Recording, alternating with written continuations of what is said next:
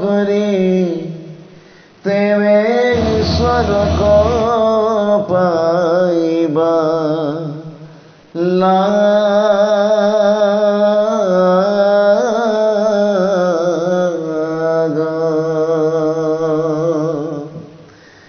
নমো নমো দীনবন্ধু কৃষ্ণ দেব কৃপা সিন্ধু অতজ পাবে পখিল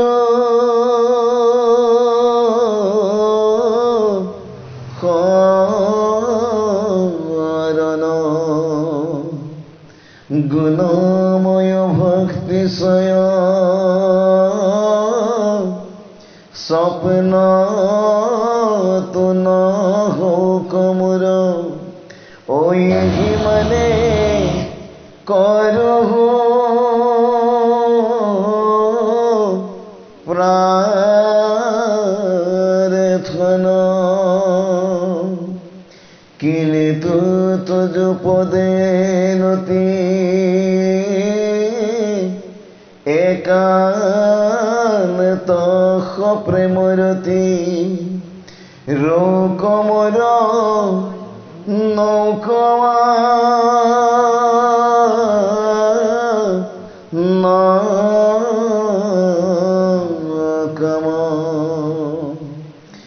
অসময় যার যত জন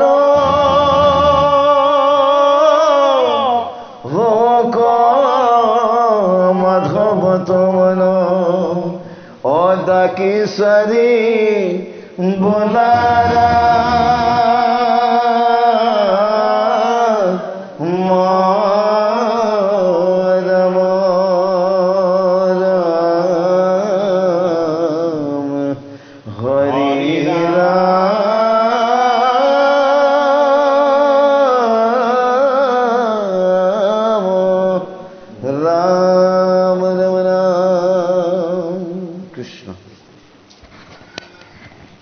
সগুণ ভকতি আমাক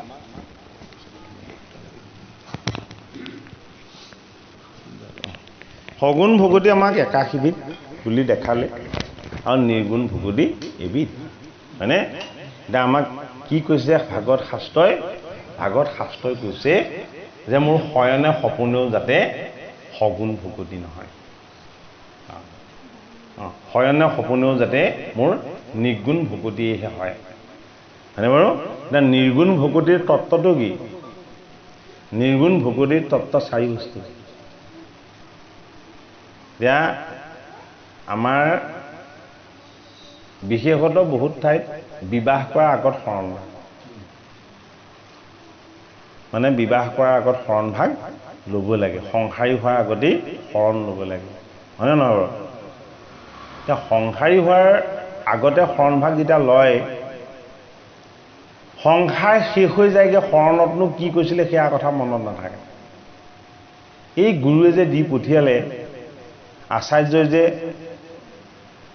কৈ পঠিয়ালে, সংসাৰত ইমানেই মচগুল হৈ যায় সেয়া কথা আৰু মনলৈ নাহে, হয়নে বাৰু? গতিকে ভক্তিটো যদিও নিৰ্গুণ আছিলে, চব পাহৰি পেলাই আমি নিৰ্গুণটো বাধ্য, আমি গুণতো নাথাকিলোঁ দেখোন, হয় নহয় বাৰু? কিন্তু এই বস্তুটো আমি সচেতন হ'ব লাগে, আমি প্ৰত্যেকেই সংসাৰীসকল সচেতন হ'ব লাগে। আমাৰ ধৰ্মটো কিন্তু সন্ন্যাস ধৰ্ম নহয়, আমাৰ ধৰ্মটো সংসাৰ ধৰ্ম। সংসাৰ ধৰ্মত ভক্তি কৰিবৰ কাৰণে কি ব্যৱস্থা দিছে? আমাক গুৰুজনে চাৰি বস্তুৰ তত্ত্ব দিছে। সংসাৰীসকলে সংসাৰতে থাকি নিৰ্গুণ ভকতি কৰি গুণময় সংসাৰৰ পৰা মুক্ত হৈ থাকিব পাৰে। সেইটো কাৰণে পঢ়া শুনা ভাল হ'বলৈও ভক্তি গভীৰ হ'লে ভাল হ'ব। মনটো চঞ্চল হৈ থাকে নহ'লে, হয়নে? মন স্থিৰ নহ'লে বিদ্যা কেনেকৈ লাভ হ'ব, বুদ্ধি কেনেকৈ লাভ হ'ব? মন স্থিৰ কেনেকৈ কৰিম যদি আমাৰ আত্মচেতনা গভীৰ নহয়? পাৰিব এঘণ্টা একেৰাহে বহি পঢ়ি থাকিব? নোৱাৰে। আজিকালি ল'ৰা ছোৱালীটো আৰু নোৱাৰে, ধৈৰ্যই নাই, দুই এক ব্যতিক্ৰম আছে। মানে বাৰু অতি বাধ্যবাধকতাত পৰিহে কিতাপৰ ওচৰত বহে, হয়নে নহয় বাৰু? কিন্তু সেইটো তেনেকুৱা বস্তু হয় জানো? নহয়। আমাৰ জীৱনটো কি? আমাৰ জীৱনটো মহাযোগী শিৱৰ নিচিনা সাধনময় জীৱন। কিন্তু জীৱন পাইছোঁ ঈশ্বৰক সাধনা কৰিবৰ কাৰণে। সাধনা কৰিবলৈ আমাক কি দিছে? যোগ দিছে, সংযোগ। কি সংযোগ? গীতাত দিছে 18টা সংযোগ, 18 যোগ কৰি। সেইটো কাৰণে আমি বুজি পোৱা হোৱাৰ পৰাই গীতা শাস্ত্ৰ অধ্যয়ন কৰিব লাগে। আমাৰ আগতেই প্ৰবাদ চলি গ'ল গীতা পঢ়িলে পাগল হ'ব বুলি, হয়নে বাৰু? সেইটো কাৰণে ৰঙা কাপোৰ মেৰিয়াই ওপৰত আঁৰি থৈ দিলে, হয়নে বাৰু? কিন্তু গীতা পঢ়িলে কিমান আনন্দ পোৱা যায়, কিমান নজনা কথা শিকা যায়, হয়নে বাৰু? কিমান মনটো আনন্দৰে ভৰি পৰে। আৰু তাতকেও ডাঙৰ কথা হ'ল এটা, গীতা যদি কেনেবাকে শ্ৰৱণ কৰা যায়, কীৰ্তন কৰা যায়, কি হয়? সাক্ষাৎ ঈশ্বৰক পোৱাৰ যিটো পুণ্য, সেই পুণ্যটো লাভ। সেইটো কাৰণে মই ছাত্ৰ ছাত্ৰীসকলক কৈছোঁ, গীতাৰ শ্লোকবিলাক কেনেকৈ পাঠ কৰিব লাগে ইউটিউবতো পায়, নহয় বাৰু? শ্লোকবিলাক মুখস্থ কৰিব লাগে। দিষ্টাতু পাণ্ডৱা নিকম ব্ৰহ্ম দুৰ্যো ধনস্তদা আসজং উপসংগম ৰাজা বসনম অবপ্ৰী। এই শব্দকেইটা শুনি দিওঁতে মনটো সাফ কৰি গৈছিলে নাই বাৰু? তাৰ যিটো স্পন্দন, হয়নে বাৰু? দিষ্টাতু পাণ্ডৱা নিকম ব্ৰহ্ম দুৰ্যো ধনস্তদা আসজং উপসংগম ৰাজা বসনম অবপ্ৰী। দিষ্টা মানে দেখি, তু মানে কিন্তু। দেখি যদি আকৌ কি এটা দিছে? কিন্তু এটা লগাই দিছে। তাৰমানে কি দেখি? যদি তুমি তোমাৰ দৃষ্টিৰে চোৱা, তোমাৰ দৃষ্টিটো দেখিবা। যদি তুমি মোৰ দৃষ্টিৰে চোৱা, মোৰ দৃষ্টিটো দেখিবা, হয়নে বাৰু? বস্তু একেটাই, কিমান ভাগে চালে চাই লগ এবাৰ। জাতিলাও হেন্দালিৰ তলত টেকেলি এটা ৰাখি থোৱা দেখিলে বিকট মুখ এখন।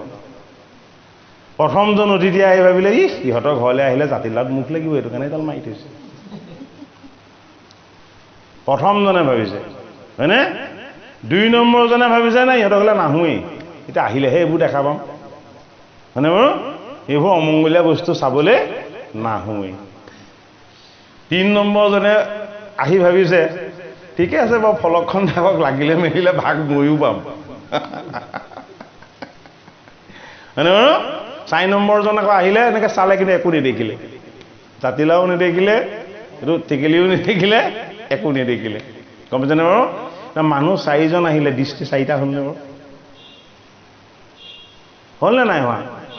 হয়নে বাৰু? গতিকে দিষ্টাতু দেখি, কিন্তু পাণ্ডৱা নিকম পাণ্ডৱৰ ফালে চাই। ব্ৰহ্ম দুৰ্যোধনস্তদা পাণ্ডৱৰ বেহুটোৰ ফালে আঙুলি টোৱাই। তোমাৰ পুত্ৰ দুৰ্যোধনে কি কৈছে? আচাৰ্য দ্ৰোণাচাৰ্যৰ কাণে কাণে কিবা এটা কৈছে। কুৰুক্ষেত্ৰৰ যুদ্ধৰ প্ৰসংগটো অলপ তত্ত্ববস্তু নহয়, কিন্তু দেখিছো মই তোমাৰ পুত্ৰ দুৰ্যোধনে তেওঁ আচাৰ্য দ্ৰোণাচাৰ্যক পাণ্ডৱৰ বেহুটোৰ ফালে দেখো আঙুলি টোৱাই কিবা এটা কাণে কাণে কৈছে। কি কৈছে সেইটো শুনিছে, কোনে?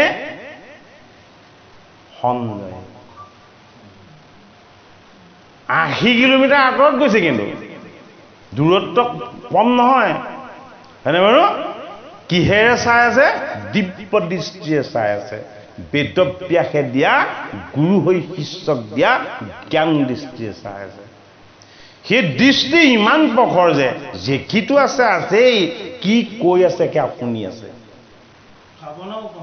হা অনুভৱবিলাকো গম পাইছে।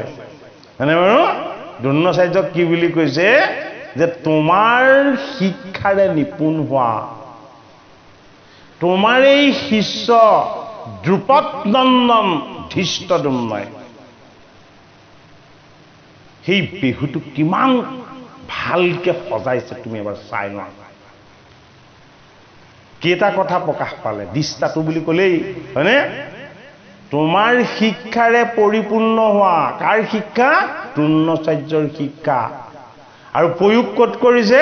যিফালে দ্ৰোণাচাৰ্য আছে তাক বিনাশ কৰাত প্ৰয়োগ কৰিছে। অৰ্থটো সেইটো, কাৰণ ধৃষ্টদ্যুম্নই পাণ্ডৱৰ ফালেহে সেনাপতি হৈছে। তোমাৰ এই শিক্ষা, তোমাৰ এই বিদ্যা, তোমাৰ এই বুদ্ধি অথচ তোমাৰ পক্ষলে নাই। তোমাক প্ৰতিহত কৰাৰ বাবে বেহু সাজিব পৰাকে শিক্ষিত হৈ দ্ৰুপদ নন্দন ধৃষ্টদ্যুম্নই তোমাক চেলেঞ্জ কৰিছে। দুৰ্যোধনে সেইটো অৰ্থত কৈছে, হয়নে বাৰু?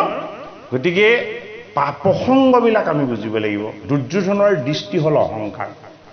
অহংকাৰ দৃষ্টিত কেতিয়াও কাৰো প্ৰতি ভাল ভাৱ নাহে, কেতিয়াও ভাল চেতনা জাগ্ৰত নহয়, হয়নে বাৰু?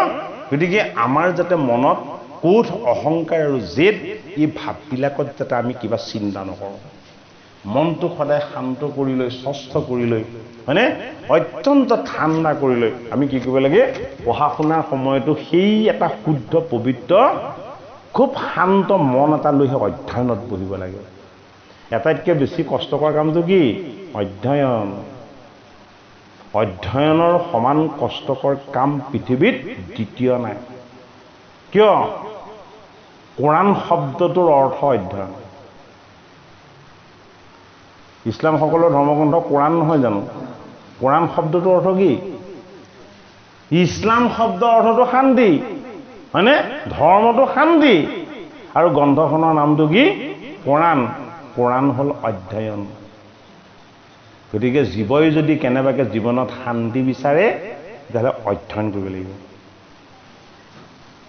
অধ্যয়ন নকৰিলে কেতিয়াও কোনো জীৱৰ কেতিয়াও শান্তি লাভ নহয়, হয়নে বাৰু? সেইটো কাৰণে কিতাপ নপঢ়াসকলে কিতাপ কিনি পঢ়িবলৈ অকণমান অভ্যাস কৰক। আপোনালোকে প্ৰমাণ পাব, যদি ভাল কিতাপ এখন পঢ়াটো আৰম্ভ কৰি দিয়ে নহয়, আপোনালোকৰ ওচৰলৈ শান্তি ঘূৰি আহিব। মনৰ অশান্তি, দুশ্চিন্তা এইবিলাক দূৰ হৈ যাব। আৰু যদি কেনেবাকৈ সেই কিতাপ যদি গীতা ভাগৱত হ'বলৈ হয় তেতিয়াহ'লে শান্তিয়ে নহয়। গীতা ভাগৱত অধ্যয়ন কৰিলে শান্তিৰ লগত সাধনা, সাধনাৰ লগত ঈশ্বৰৰ প্ৰাপ্তি, এইখিনিও সম্ভৱ হ'ব। সেইটো কাৰণে নমো পাৰিজাত কৰি ধৰ্মগ্ৰন্থবিলাক ওপৰত তুলি থ'ব নেলাগে।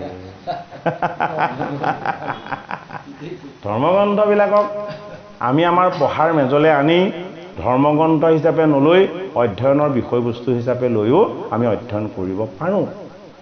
গুৰুজনাৰ বিভিন্ন সৃষ্টিৰাজিক বহুত গৱেষকে এতিয়া গৱেষণাৰ সম্বল হিচাপে লৈ সেইখিনিক অধ্যয়ন কৰিছে, হয়নে বাৰু?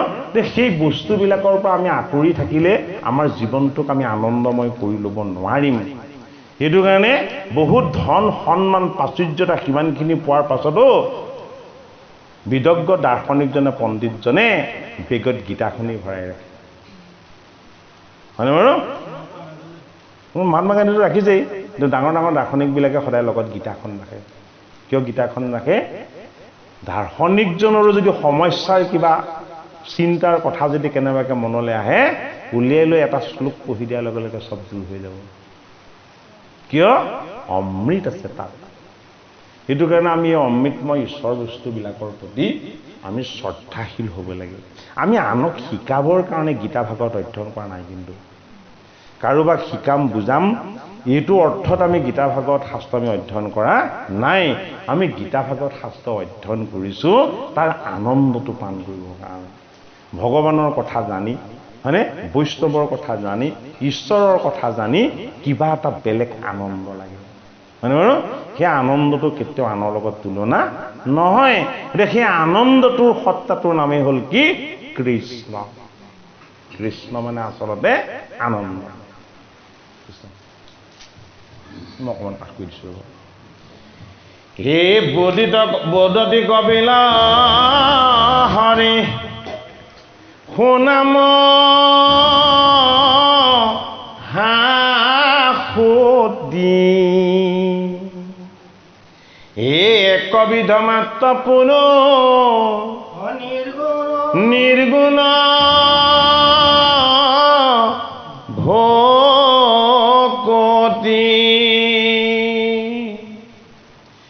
জ্ঞানে কৰ্মে তীৰ্থে ব্ৰতে নকৰি আমন হৃদয় বিশ্বাসে লৈ মুহূৰ্ত হৰণ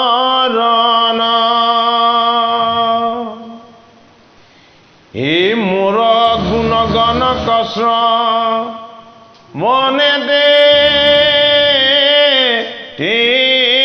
ক্ষণ নিষ্কামে মুহূৰ্ত যায় নিমজ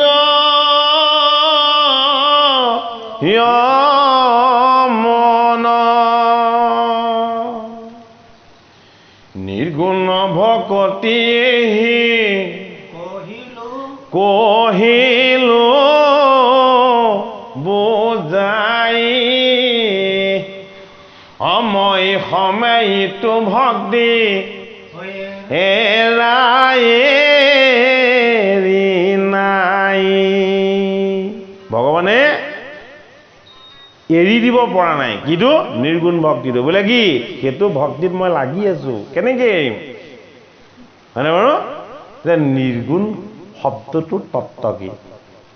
হয়নে? নিৰ্গুণ মানে জগতৰ প্ৰতিটো বস্তুৰ উৎপত্তি স্থল। যিটো বস্তুৰ পৰা জগত ব্ৰহ্মাণ্ডৰ প্ৰতিটো বস্তুৰ উৎপত্তি হয়, এই উৎপত্তিৰ স্থলটোক কোৱা হয় কি বুলি? নিৰ্গুণ বুলি।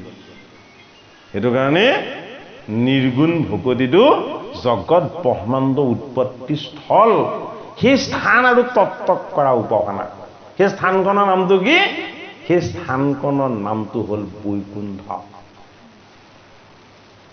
সেই ঠাইখনৰ নামটো বৈকুণ্ঠ। যিকণ স্থানত কাল আৰু মায়া এই দুটা বস্তু প্ৰৱেশ হ'ব নোৱাৰে। সেইটো কাৰণে আমি আয়ুৰেখাৰূপী কালত বান্ধ খাই আছো প্ৰত্যেকেই। জন্মতে জীৱন আৰম্ভ, মৃত্যু নামৰ তত্ত্বটোত এই জীৱন জৰীৰ সমাপ্ত। মানে বাৰু এইডাল আয়ুৰেখা, এইডাল হ'ল কাল। মায়াটো কি? মায়াটো হ'ল পঞ্চভূত জগত জীৱ, এই গোটেইখিনি হৰিৰ মায়াৰ ৰূপ জীৱ। আমাৰ দেহটোও মায়া, এই জগতখনো মায়া। দুটা বস্তু আমি চিনি ল'লেই হ'ল। জীৱন্ত কালত আয়ু থকা অৱস্থাত আমি বৈকুণ্ঠলৈ যাব নোৱাৰিম, কাৰণ আমি কালত বান্ধ খাই আছো। হয়নে বাৰু? এই পঞ্চভূতৰ দেহটোলৈ আমি বৈকুণ্ঠলৈ যাব নোৱাৰো। হয়নে বাৰু? দেহটো কিহত বান্ধ খাই আছে? মায়াত বান্ধ খাই আছে। কাল আয়ু মায়া এই দুটাৰ পৰা মুক্ত কৰা বস্তুটোক আমি চিনি পাব লাগিব। সেই বস্তুটো কি? সেই বস্তুটোৱেই হ'ল ভগৱানৰ নাম, গুণ, যশ আৰু লীলা। আমি যদি ভগৱত কীৰ্তন কৰোঁ, ভাগৱত কীৰ্তন কৰোঁ, গীতা শাস্ত্ৰ কীৰ্তন কৰোঁ, কীৰ্তন দশম ঘোষা ৰত্নাৱলী, আমি যদি এইখিনি শ্ৰৱণ কীৰ্তন কৰোঁ, তেতিয়া আমি কালৰ বন্ধনত থাকিও, মায়াৰ বন্ধনত থাকিও আমি কি হ'ব? ঈশ্বৰৰ স্পৰ্শ পাব পাৰিম। এইটোৱেই হ'ল কি? এইটোকে কোৱা হয় ৰহস্য বুলি। যিটো বস্তুক কেৱল ভগৱন্তইহে জানে। বোলে কি? মোৰ ৰহস্যটো কেৱল মই জানো। কৃষ্ণ ৰূপত দৈৱকীত যেতিয়া কৃষ্ণ অৱতাৰ ল'লে বিদুৰৰ গৃহত, বিদুৰক আনন্দিত কৰিবৰ কাৰণে এদিন অতিথিও হ'লগৈ। বিদুৰে সদায় চিন্তা কৰি থাকে, কিয়নো সদায় পাণ্ডৱৰ লগতে থাকা। হা, মইতো সকামযুক্ত একো বস্তুৱেই ৰখা নাই। কৃষ্ণই কামনাটো খুব বেয়া পায়, কৃষ্ণই ভোগবিলাক আৰু আনন্দটো বৰ বেয়া পায়। কৃষ্ণ কি? কৃষ্ণ হ'ল যোগেশ্বৰ, যোগেশ্বৰ, যোগীৰ সাধনময় ঈশ্বৰ। সেইটো কাৰণে তেওঁ ৰজগুণটো বেয়া পায়। ৰজগুণটো বেয়া পায় কাৰণে তেওঁ সাত্বিকতাতে সদায় থাকে। তেওঁ বিদুৰ মহন্তই ভাবিছে যে কৃষ্ণ মোৰ ঘৰলৈ কেতিয়া আহিব। বহুত দিন ঢেৰ দ্ৰব্যৰ কাৰণ গোটাই থলো, নাহিল।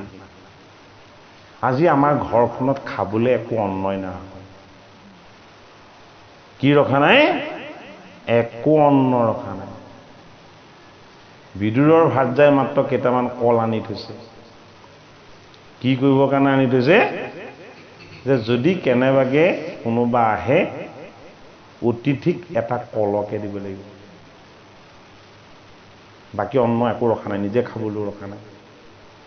মানে বাৰু কৃষ্ণক আমি চিনি পাব লাগিব, কি দ্ৰব্য কাৰণ বস্তু দি আমি কৃষ্ণক সন্তুষ্ট কৰিম। হয়নে বাৰু? দুৰ্যোধনে 100 জন ৰান্ধনি গোটাই থৈছে, 100 জন ৰান্ধনিৰে সৈতে 1000 বিধ ব্যঞ্জন বনাই থৈছে কৃষ্ণক খুৱাবৰ কাৰণে। বিদুৰে ঘৰত মাত্ৰ অকণমান পানীহে থৈছে, একো ৰখা নাই। বিদুৰে কৈছে দুৰ্যোধনক, হেৰা মোৰ ভতিজা, এই ইমানবোৰ ৰান্ধনিৰে সৈতে ইমান দ্ৰব্য কানিবোৰ কালে বনাইছা? আজি নন্দৰ দুলাল আহিব, ই খাবলৈ নাপায়, মাখন চুৰ কৰি খাইছিলে, এইটো কাৰণে মোৰ ঘৰত তাক খুৱাই খুৱাই আজি অত্যাচাৰ কৰি দিম। বিদুৰে কৈছে যে মই অজ্ঞানী মূৰ্খ ঢেৰ দেখিছো, কিন্তু তোমাৰ সমান মূৰ্খ ক'তো দেখা নাই। কৃষ্ণই তোমাৰ গৃহত এটোপাল জলো নলয়। বিদুৰে আগতেই ঘোষণা কৰিলে, বোলে কেনেকে মোৰ গৃহত অন্ন নোলোৱাকে থাকে চাম। হয়নে বাৰু? দুৰ্যোধন দুঃশাসন চতুৰ আছিলে, প্ৰথম কৃষ্ণৰ লগত একো যুদ্ধ কৰা নাই, একো কাজিয়া কৰা নাই। বান্ধিবলৈ লোৱাৰ কাৰণটো কৃষ্ণই কৈছে, মোৰ দূতৰ উদ্দেশ্য শান্তি প্ৰতিষ্ঠা কৰা, আৰু তুমি সুযোগ্য মেদিনী নিদিওঁ বুলি যেতিয়া ক'লা, গতিকে তোমাৰ লগত মোৰ দূতৰ যিটো সম্বন্ধটো সফল নহ'ল। মোৰ য'ত উদ্দেশ্য বিফল হয়, মই তাত এটোপাল জলো পান নকৰোঁ। কৃষ্ণই আহাৰ নললে, কি কৰিলে? বিদুৰৰ ঘৰলৈ গ'লগে যে, খুৰা ইয়াততো খাবলৈ একো নাই, তোমাৰ ঘৰত কিবা আছে জানো? বোলে তোমাক দিবলৈ মোৰ ঘৰত আৰু কি আছে, মোৰতো একোৱেই নাই। ব'লা তোমাক মোৰ ভাৰ্যাই যি দিয়ে তাকে খাবা। সুলভাই কি কৰিলে? কৃষ্ণক দেখাৰ লগে লগে পাগল হৈ গ'ল। কি কথা? বিদুৰৰ ভাৰ্যাই যে মোৰ কি হলে কৃষ্ণ অতিথি হৈ আহিছে, এইটো কেনেকুৱা কথা? যিজনক বৈকুণ্ঠতো নাপায় নাৰদে গৈ দৰ্শন, মোৰ গৃহতেই কৃষ্ণ দৰ্শন হৈছে, এইটো কি কথা? তেওঁ কি কৰিলে? কলকেইটা যে আনিছিলে, আনি কৃষ্ণক দেখাৰ লগে লগে পাহৰি গ'ল। তেওঁ কি কৰিছে? কৃষ্ণক বাকলি খুৱাই আছে, গুচাই কলটো তেওঁ নিজে খাই আছে, আৰু হাঁহি হাঁহি কৃষ্ণই বাকলিকে খাই আছে। বিদুৰেহে আহি হাতটো থাপ মাৰি ধৰি কৈছে, হেৰৌ পাগলি, তই কি কৰিছ? নিজে কল খাই এই গোসাঁইক দেখোন বাকলি খুৱাইছ। কৃষ্ণই কৈছে, ইমান শ্ৰদ্ধা, ইমান ভক্তি, ইমান প্ৰেম, মোক পোৱাৰ লগে লগে তেওঁ নিজক পাহৰি গৈছে, মোক কি খুৱাইছে তেওঁ গম পোৱা নাই। হেৰা বিদুৰ খুৰা, ইয়াতকে শ্ৰেষ্ঠ প্ৰাপ্তি মোৰ কাৰণে আৰু কি আছে? গতিকে আমি কৃষ্ণক যদি কিবা দিব বিচাৰিছো, আমি ভগৱান কৃষ্ণৰ পৰা যদি কিবা পাব বিচাৰিছো, তেতিয়াহ'লে সেই নিষ্কাম, সেই চিন্তা, সেই চৰ্চা আমি কৰিব পাৰিব লাগিব। আমি কেতিয়াও ভাবিব নালাগিব যে আমি আজি ভকত মাতি ভাগৱত পাঠ পাতি দিলো, আমি ভগৱানক পাই গ'লো। হয়নে বাৰু? অকিমতে ভকতি কৰি তোমাত হৰি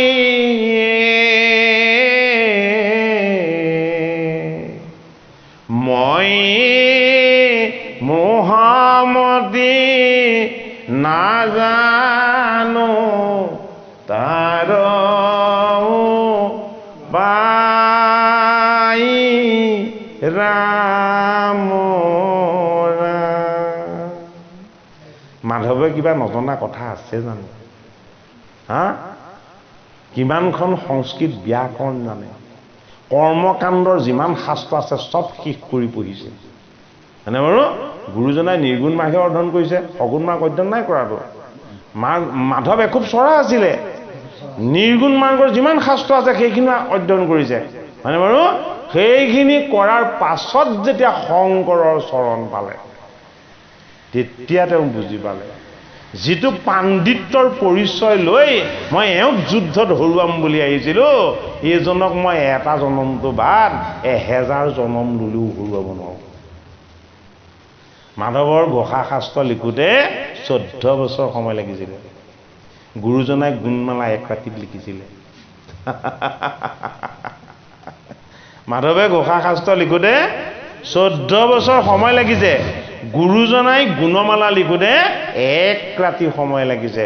এইটো কাৰণে মাধৱে শংকৰক কৈছে যে মই তোমাক কেনেকে ভক্তি কৰিম হে মোৰ ভগৱান, হে মোৰ গুৰুজন।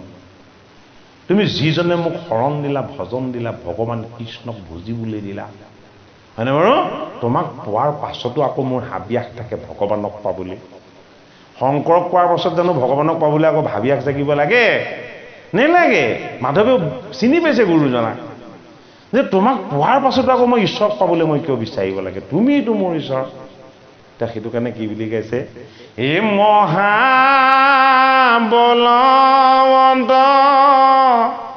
দুৰ্বাসনা ঘোৰ হৰি আমাৰ মনক তেজিয়া দূৰন যাই ৰাম। মাধৱে মহাবলৱন্ত এই দুৰ্বাসনাবিলাকক দূৰ কৰিবৰ কাৰণে এটা উপায় বিচাৰি পালে। এটা শংকৰক গৈ ক'লেগে যে গুৰুজন, আজিৰ পৰা আপোনাৰ সমস্ত সেৱা শুশ্ৰূষা এই দাসেই কৰিব। আপোনাৰ আৰু সেৱা শুশ্ৰূষা বেলেগে কৰিব নেলাগে। গুৰুৰ চৰণ সেৱা বাস্তৱত, হয়নে? পোৱাৰ উপৰিও হৃদয়ত গুৰুক প্ৰতিষ্ঠা কৰি আত্মাৰূপত নাম ঘোষাত ঘোষণা কৰি থৈ গৈছে, হয়নে বাৰু? যে মোৰ গুৰু শংকৰ, তুমি ঈশ্বৰ, তুমি ভগৱান। তোমাক ভজিবলৈ মোক দুৰ্বাসনাবিলাকে বেৰি আছিলে। মই তোমাকে চিনি পোৱা নাছিলো। তোমাৰ লগত যুদ্ধ কৰিম বুলি কাজিয়া কৰি তোমাক হৰুৱাম বুলি কৈছিলো, হয়নে বাৰু? যে মোৰ ইমান বলৱন্ত মায়াবিলাকৰ মোৰ ওচৰত প্ৰভাৱ হৈ আছিলে, কিন্তু তোমাৰ চৰণ যেতিয়া পালো, হয়নে বাৰু? তোমাক কেনেকে ভজিব লাগে মই তাকে নজনা হৈ থাকিলো। গতিকে আমাৰো এই সুদৃঢ় বিশ্বাস, সেই সুন্দৰ উপলব্ধিটো আমি ভগৱানক দিনে ৰাতিয়ে স্তুতি কৰিলেও আমাৰ অনুভৱ হৈ থাকিব লাগিব যে হে প্ৰভু, অনন্ত নাগে 1000 মুখেৰে, 4 সিদ্ধই 4 মুখেৰে, সিদ্ধগণে, মুনিগণে, যোগীগণে, সাধনগণে যুগ যুগান্তৰ ধৰি লক্ষ লক্ষ হাজাৰ হাজাৰ কোটি কোটি বৰ্ষ ধৰি কেৱল তোমাকে স্তুতি কৰি আছে, হয়নে? গতিকে আমাৰ এই 60-70 বছৰীয়া এইকণ কিমান দিন সময়, হয়নে? এইকণ সময় যদি আমি তুলনা কৰোঁ তেতিয়া ব্ৰহ্মাৰ সময়ত এটা নিমিষো নহয়, হয়নে বাৰু? ইমান কম সময় আমি ঈশ্বৰক সেৱা কৰি সন্তুষ্ট কৰিব নোৱাৰিম। সেইটো কাৰণে ভগৱানৰ চৰণ পাবলৈ, ভগৱানৰ সান্নিধ্য পাবলৈ আৰু ভগৱানৰ স্পৰ্শ পাবলৈ আমি যত্ন কৰাটোৱেই হ'ল কি? নিৰ্গুণ ভকতি। একো কামনা আমাৰ ৰাখিব নেলাগে। হে ৰাম নিৰ্গুণ ভকতি কহিলো বুজাই, হে মই সময়তো ভক্তি হেৰা হেৰি নাই। এ যেন গংগা জল সমুদ্ৰতে পৰে যায়, হে নিৰ্গুণ ভকতি এহি হে কহিলো বুজাই। ভগৱান কৃষ্ণই গীতাত কৈছে সমুদ্ৰবিলাকৰ মাজত মই প্ৰশান্ত আৰু নদীবিলাকৰ মাজত কি বুলি কৈছে নদীবিলাকৰ মাজত মই হলো দেৱনদী গংগা এতিয়া দেৱনদী গংগা কি নিৰ্গুণ ভক্তি নিৰ্গুণ ভক্তিটো কি দৈবিক ঈশ্বৰৰ তত্ত্ব সেইটো কাৰণে দেৱনদী গংগা বৈ থকাখনৰ কথা আমি ক'লে নহ'ব আমাৰ আকৌ সেইখন গংগাত গৈ জাপ মাৰি দিয়েগে শুদ্ধ হ'বলৈ হয়নে নহয় আচল গংগা কি আচল গংগা হ'ল ভগৱন্তৰ গুণ যশ লীলা আৰু তেওঁৰ নাম সেইটো কাৰণে পৰীক্ষিতক ভাগৱত গংগাৰ পাৰত কৈছে এই গংগাৰ পাৰটো কি বস্তু য'ত গুৰু আছে য'ত দেৱ আছে য'ত ভকত আছে য'ত ভগৱানৰ নাম আছে চাৰি বস্তু থকা পাৰটো কোৱা হয় ভকতিৰ পাৰ বা গংগা সেইটো কাৰণে পৰীক্ষিতক ভাগৱত গংগাৰ পাৰত কোৱা হৈছে গংগাই জ্ঞান ভক্তি আৰু বৈৰাগ্য তিনিটা বস্তুৰ ত্ৰিবেণী সংগমক বুজায় হে ৰাম শালক্য সামীপ হে মোৰ ভক্ত সবপূৰ্ণ নিষ্কাম হয় এই কথা নিশ্চয় মাৱ শুনি নয় শালক্য সামীপ মোৰ সাৰূপ আৱৰ এ সাজুৰ্য সহিতে মোৰ পাঞ্চ ৰুচিকৰ হে মোৰ সেৱা বিনে আৰু কদাপি বৈষ্ণৱে হে মই যাচি দেও যদি তথাপি নলৱে হে যদি বোলাতে বেতাৰা ভজে কি কাৰণে এই হাৰ উত্তমতে এবে শুনায় কমনে এ ভকতিকে মাতা সমাৰ মহাফল হে তাত বিনে আন সবে দেখে অকুশল যোনো বোলা বম পাতি ফল কৰি কয় এ শুনিও কমাতিতে ইহাৰ নিৰ্ণয় পুনু মুক্তি পুনু ভকতিৰ প্ৰাসংগিক মাত্ৰ এ ভকতি কৰোঁতে মোক তীৰ হুৱে পাত্ৰ ভকতিৰ আগে মাৰ মুখ কোন হয় এ ভকতিয়ে মোক আতি এ অধীন কৰায় এই আবে এই ভকতিৰ শুনিব সাধন হে মুত সমৰ্পিয়া কৰি বেক কৰ্মগণ ভকত প্ৰতিমা মোৰ দুই অধিষ্ঠান এ দুইক পূজা দৰ্শনে কৰিবে মাতিমান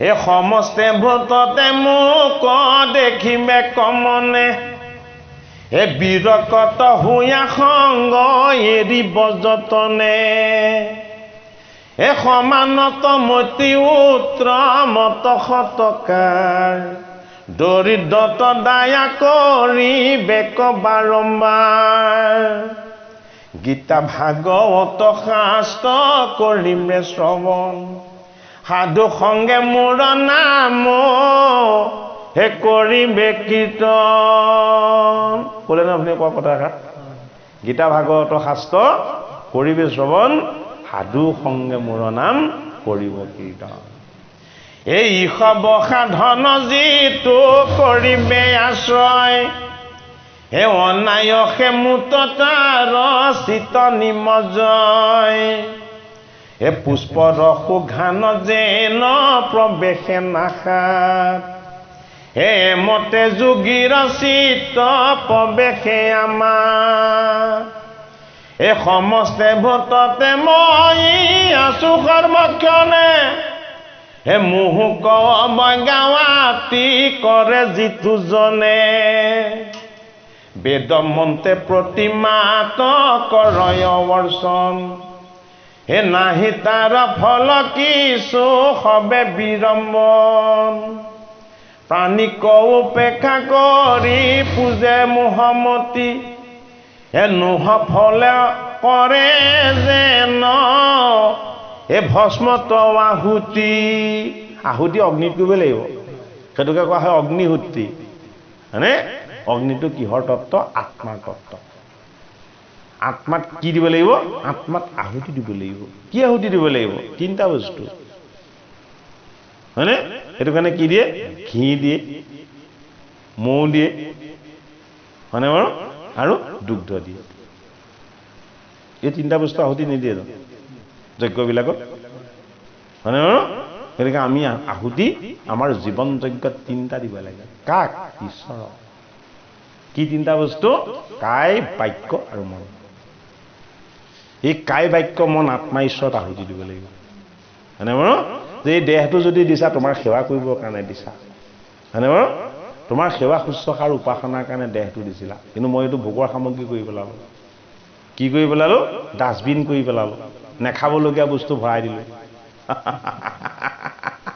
হয়নে গুটকা চুটকা কিবা কিবি যত যি পাই চব ভৰাই দিয়ে হয়নে নহয় সুন্দৰ পাত্ৰটো ডাষ্টবিন সদৃশ কৰি পেলালে ঈশ্বৰৰ পৰা আঁতৰ হৈ গ'ল নে নগ'ল হয়নে পাত্ৰটো শুদ্ধ আৰু পবিত্ৰ কৰি ৰাখিবলৈ অন্ন শুদ্ধ ল'ব লাগিব দ্ৰব্য শুদ্ধ ল'ব লাগিব অপবিত্ৰ অশুদ্ধ বস্তুৱে আমাৰ দেহটো অপবিত্ৰ কৰিব হয়নে সেই অপবিত্ৰ বস্তু এটা ভগৱানক দিলে ভগৱানে ল'ব জানো নলয় বেয়া বস্তু নল'ব সেইটো কাৰণে ভকতে অন্ন খোৱা বোৱা চলা ফুৰা এইবিলাকত সংযম কৰিবলৈ অনুশীলন কৰিব লাগিব অনুশীলনটো আনক দেখুৱাবলৈ কৰিব নালাগে ন হা বোলে আনে দেখিলে মোক হাঁহিব কৰিব এইটো কাৰণে আমাৰ সৎ আচৰণখিনি অনুশীলন কৰিব লাগে জানো নালাগে সৎ অনুশীলনটো কিয় কৰিব লাগে আমি নিজক নিজে ভালকৈ ৰাখিবলৈ কাৰ কাৰণে আমাৰ নিজৰ কাৰণে সেইটো কাৰণে অজ্ঞানীজনে সদায় আনক দেখুৱাবৰ কাৰণে কাম কৰে জ্ঞানীজনে নিজক দেখুৱাবৰ কাৰণে কাম কৰে আৰু ভক্তিপৰায়ণজনে ভগৱানক ভাল পাই কাৰণে কাম কৰে তিনিটা ভালনে বাৰু সেইটো কাৰণে কায় বাক্য মন আমি ঈশ্বৰত অৰ্পণা কৰাৰ পাছত হয়নে এই দেহটোৰ প্ৰতি আমাৰ মোহ আৰু মায়া আপোনা আপুনি দূৰ হ'ব মৃত্যুৰ ভয় আপোনা আপুনি দূৰ হ'ব কিয়নো ভগৱানত অৰ্পণা কৰা বস্তুত আমাৰ কি অধিকাৰ আছে হয়নে বাৰু এইটোত আমাৰ কিবা অধিকাৰ আছে জানো নাই অধিকাৰটো তেওঁক দিয়া আছে তেওঁ যি কৰে সেয়াই হ'ব নিব হয়নে বাৰু ইমান টেনচন লৈ থাকি একো লাভ নাই হয়নে নহয় কোনেও কাকো এই সংসাৰত ধৰি ৰাখিব নোৱাৰে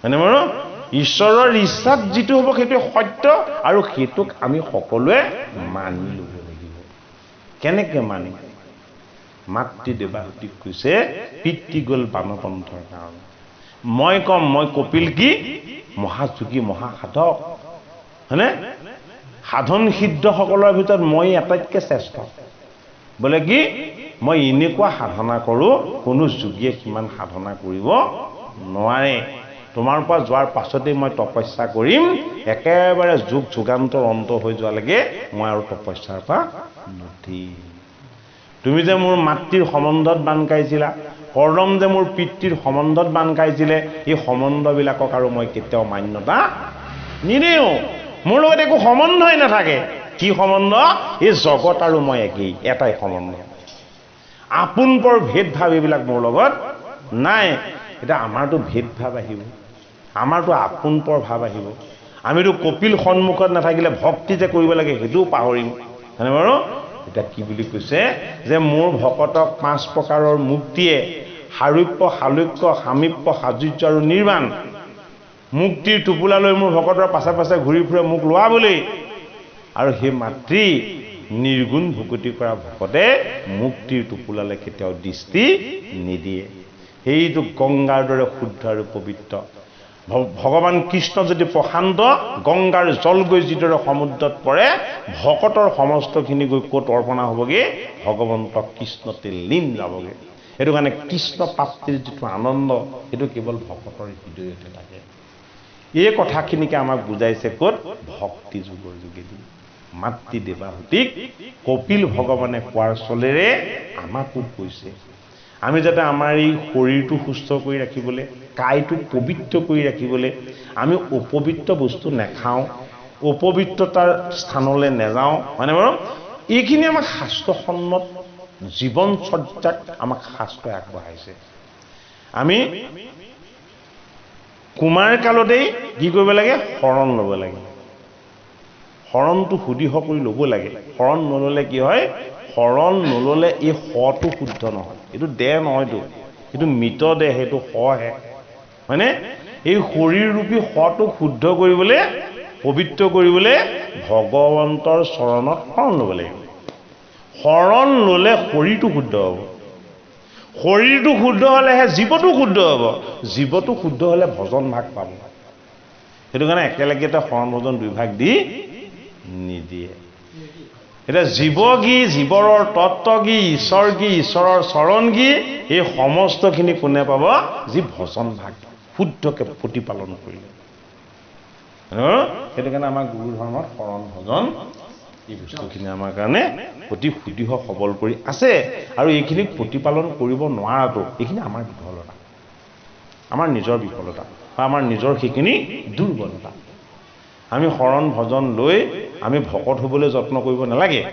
ভকত হ'বলৈ যত্ন কৰিবলৈ কোৱা নাই দেই, মানে বাৰু আমি ভগৱানক ভাল পাওঁ, আমি ভগৱানৰ প্ৰেমী, মানে বাৰু ভগৱান আমি একত্ৰ তত্ত্ব, আমি এই অনুভৱটো কৰিবলৈ যাতে আমি যত্ন কৰোঁ। সেইটো কাৰণে গুৰুজনাই ভাগৱত, শাস্ত্ৰ ভাগত উবা নৰলোক বুলি কৈছে, হয়নে? হৰি ভজি কৃষ্ণ আপোনাৰ অকণমান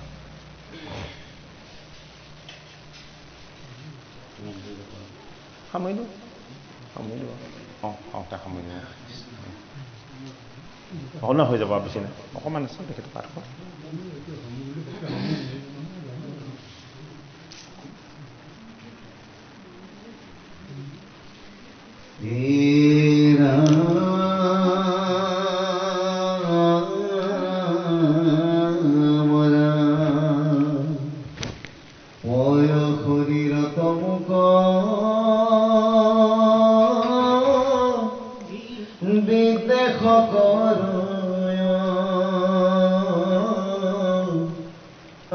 যদি বুঝে তবু তার সিদ্ধ খানত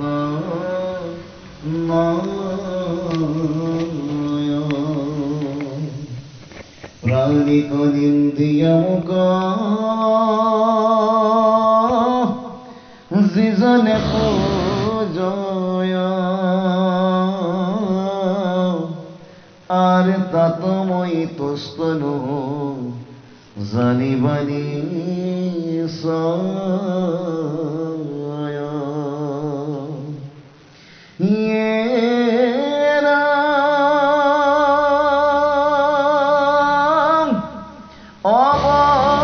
অবৈজ্ঞাপেক্ষ দেখো নিন্দা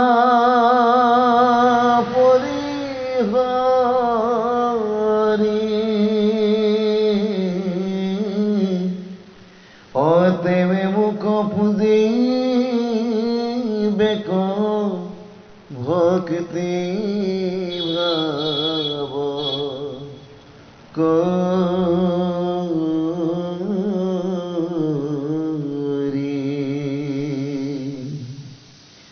অন্যথা পুজিলে মুখ ফল কনা পাই স্বরূপ করিয়া মই কহিলো আই যিজনে আপোন পর ভেদ করয় তাক মই ঘোরতর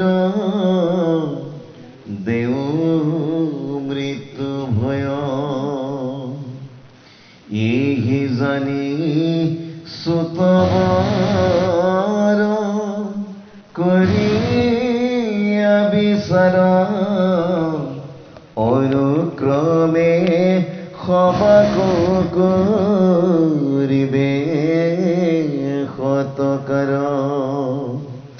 কিন্তু তা সম্ভাত মুক দেখিবে কমনে অন্তর্যামী রূপে ব্যাপী আসো সর্বক্ষণে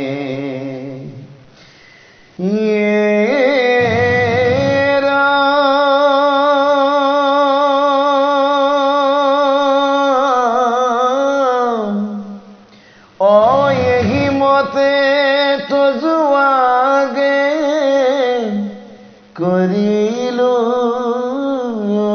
বিদিত অভক্তি সাংখ্য যোগ দুই পুৰুষ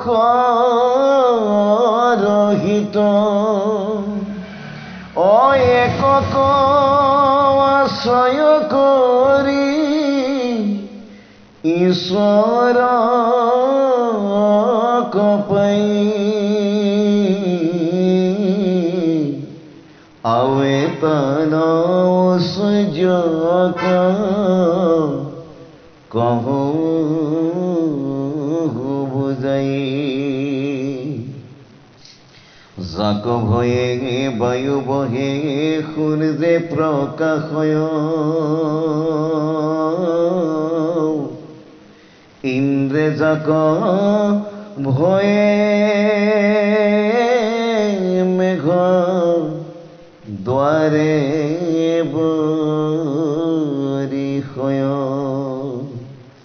নক্ষত্ৰ প্ৰকাশে কালে কালে বৃক্ষ ছয় জাত ভয় হুয়া ফল পুষ্পক ধরয় ইয়েরা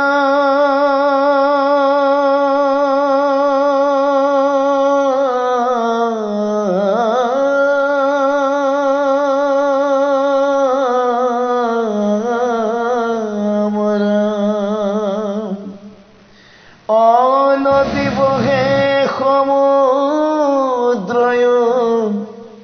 পার নলঙ্ঘয়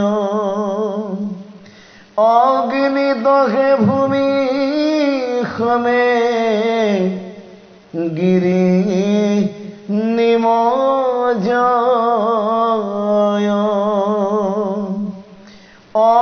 আকাশে বায়ু পথ দেই যাক ভয় ব্রহ্মাদি যাক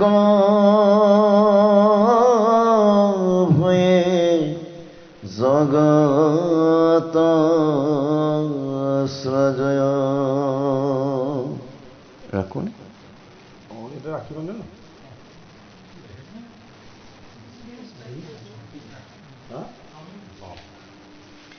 এইরম হি প্রভু প্রীতি দ্বারে জগত সৃজনত মৃত্যুরূপ হুয়া জগতক সংহার অপূর্ণীয় নদী মিত্র জগত ঈশ্বর অত্রে হে প্রভু ভজনীয় ये तो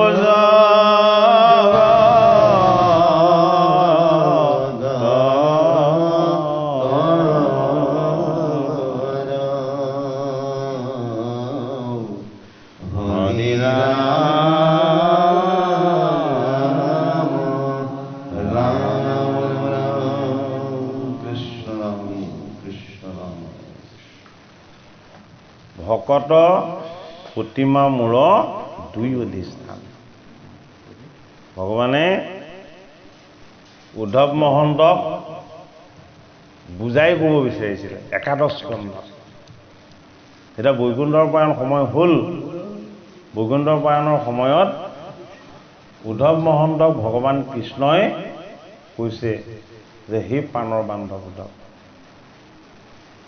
তুমি ইয়াৰ পৰা আঁতৰ হোৱা এই মোৰ মায়াটো তুমি এৰা তুমি তোমাৰ নিজৰ স্থানলৈ যোৱা এতিয়া। মোৰ প্ৰয়াণৰ সময় হৈছে, মই বৈকুণ্ঠলৈ যাওঁ। এতিয়া উদ্ধৱে কৃষ্ণৰ চৰণত ধৰি কান্দিছিল যে মোক এৰি থৈ তুমি অকলে বৈকুণ্ঠলৈ কেনেকে যাবা? 5 বছৰ বয়সৰ পৰা মই তোমাৰ চৰণ সেৱা কৰি আছো, তুমি নাথাকিলেতো মই এতিয়া ইয়াতে মৰিমেই। কৃষ্ণবিহীন উদ্ধৱ কেনেকে জীয়াই থাকিব? এইটো সম্ভৱেই নহয়। এতিয়া কৃষ্ণই উদ্ধৱ মহন্তক কৈছে যে আমি দুটা এটা যদিও দুইজন যদিও আমি এজনেই, কিন্তু তোমাৰ আৰু মোৰ তত্ত্বটোৰ অকণমান পাৰ্থক্য আছে। আমি একেখন স্থানতে দুইজন থাকিব যদিও পাৰোঁ, কিন্তু আমি দুইজনে এখন স্থান খালী কৰি গুচি যাব নোৱাৰোঁ।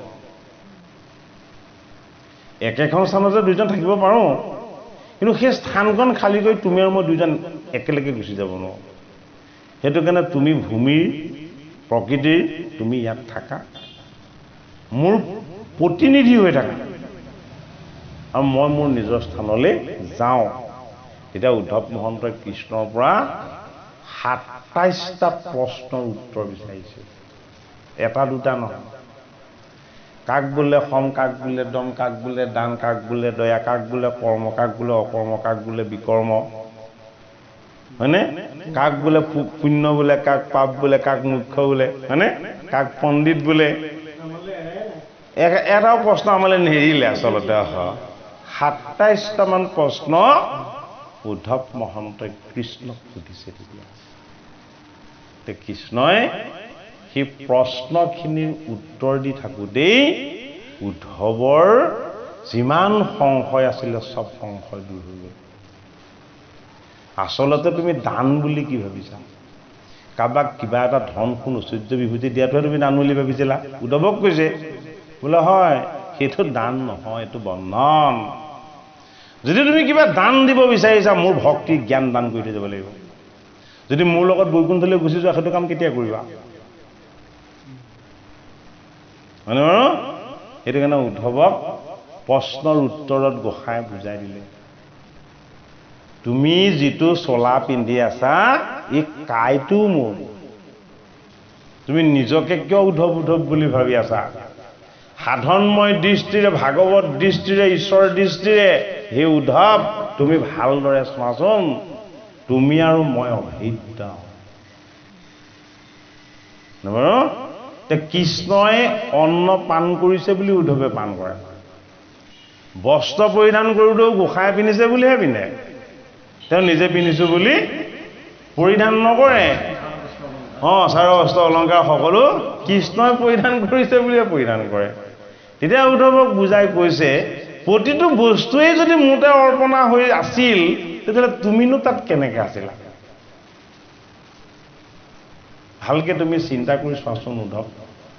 তেওঁ উদ্ধৱে কান্দি কান্দি কৈছে যে হে গোসাঁই, মই যিটো জনা নাছিলো, বুজা নাছিলো, মই সেইটো বুজিলো। তোমাৰ ৰূপ এটাই, কি ৰূপ? কৃষ্ণ ৰূপ, আত্মা ৰূপ, পৰমাত্মাৰ তুমি তত্ত্বৰূপ। তুমি সৰ্বত্ৰ সদায় বিৰাজমান। তুমি বৈকুণ্ঠত থাকিলেও তুমি ইয়াত থাকা, তুমি ইয়াত থাকিলেও বৈকুণ্ঠত থাকা। তোমাৰ স্থান কেতিয়াও ক'তো অপূৰ্ণ নহয়। তুমি সমস্ততে সৰ্বব্যাপ্ত আৰু সনাতন। এই উপলব্ধিটো উদ্ধৱৰ হোৱা নাছিলে। বৈকুণ্ঠৰ ঈশ্বৰজন বৈকুণ্ঠত থাকিলে তেওঁৰ লগত থাকিব কেনেকৈ পাৰিব? যদি আকৌ ইয়াত থাকে, বৈকুণ্ঠত কেনেকৈ থাকিব? এতিয়া কৃষ্ণই উদ্ধৱক সেই ৰহস্যটো জানিবলৈ দিছে। বোলে কি, এই জগত ব্ৰহ্মাণ্ড যত যিমান আছে চবতে মই আছো। তুমি যে ভাবিছা এইটো তোমাৰ দেহ, তোমাৰ শৰীৰ বুলি, এইটো তোমাৰ দেহ আৰু শৰীৰ নহয়, এইটো মোৰেই, মই পিন্ধি আছো। তেতিয়া উদ্ধৱে কৃষ্ণ চৰণত ধৰি কৈছে যে হে কৃষ্ণ, তোমাৰ তত্ত্ব মৰ্ম অৰ্থ মোৰ দৰে অজ্ঞজনেনো তুমি নকলে কেনেকে জানিম? তুমি সৰ্বব্যাপ্ত আৰু সনাতন এইটোতো জানিলো, কিন্তু তোমাক নিখুঁতকে ক'ত বিচাৰি পাম? লগে লগে কৃষ্ণই বৈকুণ্ঠ প্ৰাণ হোৱাৰ আগতেই জ্যোতিৰূপ আৰু আত্মাৰূপ হৈ দিলে। যি বাণীৰ ৰূপত ভাগৱত তত্ত্ব দিছিলে সেই বাণীৰ তত্ত্বত ভগৱান কৃষ্ণ বিৰাজমান হৈ দিলে। তেতিয়া উদ্ধৱক কৈছে যে য'তেই মোৰ ভাগৱত থাকিব ততেই মই থাকিম, য'তেই মোৰ ভাগৱত শাস্ত্ৰ থাকিব তাতেই মই থাকিম, মোৰ ভাগৱত শাস্ত্ৰৰ কথা য'ত শ্ৰৱণ কীৰ্তন হ'ব মই তাতেই প্ৰকাশ হ'ম। কিয় প্ৰকাশ হ'ম? ভাগৱতত কৃষ্ণ প্ৰৱেশ হৈ দেখিছো উদ্ধৱক। বাংময় মূৰ্তি ভাগৱতত কৃষ্ণ প্ৰৱেশ হৈ দেখাইছে। এইটো কাৰণে কৃষ্ণ আৰু ভাগৱত এই বস্তুৰ মাজত আমাৰ বৈষ্ণৱ সমাজত একো পাৰ্থক্য বিচাৰ কৰা নহয়। ভাগৱত শিৰত লৈ ভগৱান বুলি আমাৰ কি কৰে? ভাগৱত ভ্ৰমণ কৰে। হয়নে বাৰু? এই ভাগৱত শাস্ত্ৰ ভাগকেই আমি একেবাৰে ঐশ্বৰ্য আসনত বহুৱাই এই শাস্ত্ৰ ভাগকে আমি উপাসনা কৰোঁ। ঈশ্বৰৰ মান্যতাতে আমি কি কৰোঁ? এই ভাগৱতকে আমি ভগৱান বুলি আমি সেৱা শ্ৰদ্ধা আৰু মান্যতা কৰোঁ। সেইটো কাৰণে ভগৱান তত্ত্বৰূপ, ৰহস্যৰূপ। এই ৰহস্যটো উদ্ধৱ মহন্তক কৃষ্ণই দিছিলে। উদ্ধৱক দিয়াৰ পাছত কিন্তু কৃষ্ণই বৰ ডাঙৰ কাম এটা কৰি থৈ গৈছে। এই দাম্ভিক সততনক হিবাই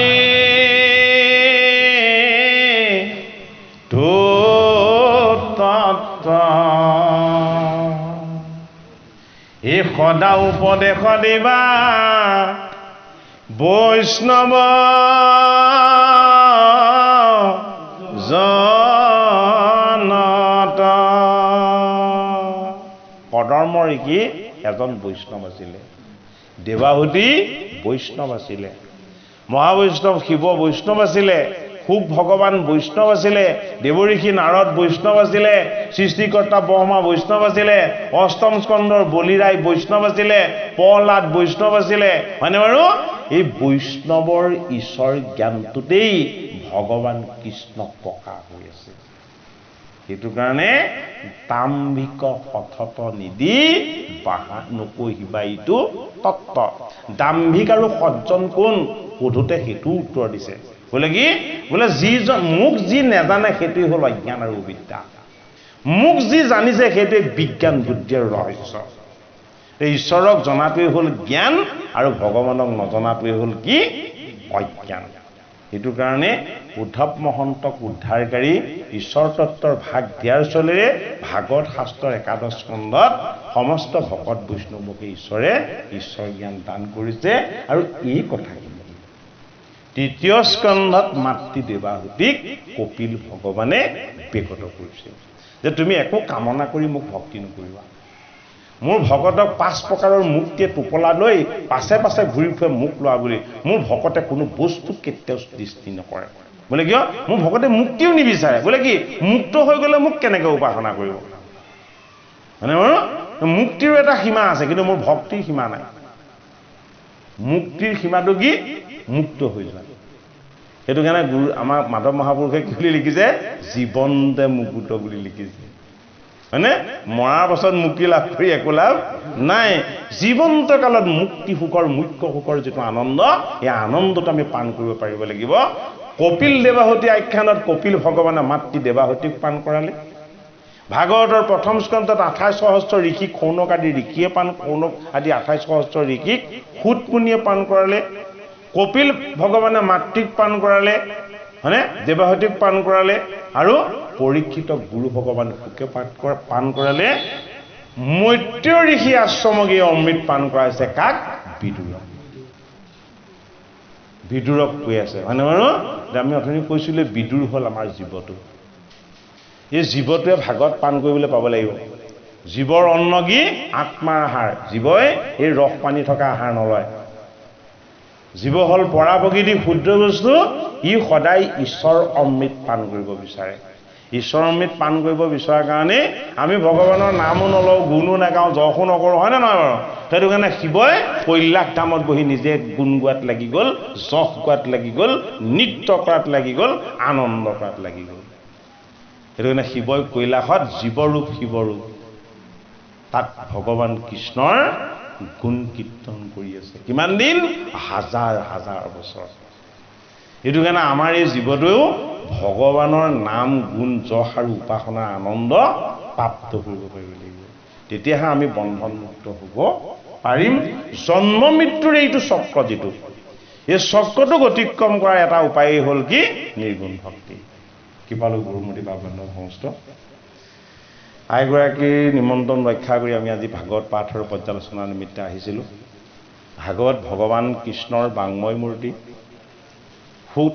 সুত সৌনক সংবাদ পৰীক্ষিত সুখ সংবাদ বিদুৰ মৈত্ৰ সংবাদ ব্যাস নাৰদ সংবাদ হয়নে বাৰু এয়া হ'ল আত্মাৰ কথা পৰমাত্মাৰ কথা আমি মন্দমতি মনুষ্য হৈ এই কথা ক'বলৈ যোৱাটো আমি সেই খৰা হৈ পৰ্বত বগাবলৈ ঠিক যোৱাৰ নিচিনাই গতিকে বাক্য বচনত কোনোবাখিনিত দায়চিত্ৰ হ'ব পাৰে আপোনাৰ সব নিজ গুণে তুষ্ট হ'ব আজি আমি অনুষ্ঠান ভাগত আপোনাৰ সবৰ চৰণ সেৱাৰ নিমিত্তে আমি সেৱাৰ আসনতে বহিছোঁ গতিকে এই সেৱাৰ আসন ভাগত যদি আমাৰ সেৱা ধৰোঁতে কোনোবা এখিনিত ভুল ভ্ৰান্তি বহা দুটা হৈছে আপোনাৰ সব ভকত বৈষ্ণৱ সাধু সন্ত মহন্ত সমস্তজন নিজ গুণে তুষ্ট হৈ আমাৰ প্ৰতি কৃপা দৃষ্টি কৰিব বুলি আমি সেৱা জনাই আজিৰ অনুষ্ঠান ভাগৰ ইমানতেই সামৰণি মাৰিছোঁ জয়তু জগত গুৰু শ্ৰীমন্ত কৃষ্ণ আমি